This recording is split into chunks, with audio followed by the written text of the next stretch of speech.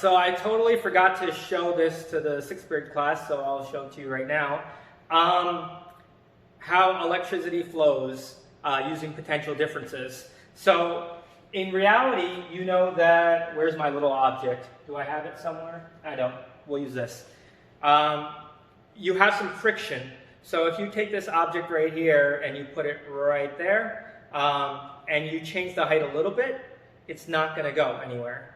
You got to get it to just the right height, and eventually it'll move from one side to the other. So even though we have some potential difference here, it's not enough to overcome this force of friction here, which causes the object to move. But what we could do is, without changing the distance, we can start increasing the height, and we do that, and we increase the potential difference, because now the height here and the height here are different. So we keep doing it, keep doing it, keep doing it, and eventually it'll overcome, and this little object will move. There's an equivalent thing that works, and it shows like sparks. So here I have a Wimshurst generator, and this is going to do the same exact thing.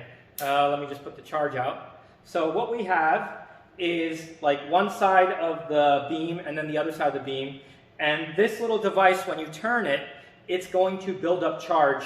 So positive charge will build up here, negative charge will build up here, but there's a gap between them. That's sort of like your friction.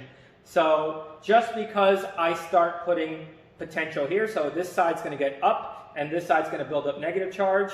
You know, the positive charge wants to go to the negative charge, but it can't because of that friction. So I turn it, I've increased the potential here, I have decreased the potential here. There's a potential difference, just like in that beam example, but it's not enough. So what I do is I keep on adding more, and eventually, I don't know if you could pick that up, I don't want to break my phone, but you might be able to see a spark, and that's because you have enough difference in height that the charge here will be able to flow over there. And this is how lightning comes down.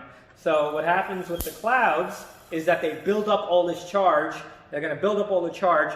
The ground is neutral. So you've got this mountain right here. You've got nothing down below. If you have the mountain steep enough, just like the example with the beam, then, you know, at the right amount of time, if you get enough charge, you make it steep enough, then the charge will discharge as lightning, and that's what you see here. So, I don't know if it's picking it up, but there it is. Woo-wee! I will see you tomorrow. Adios.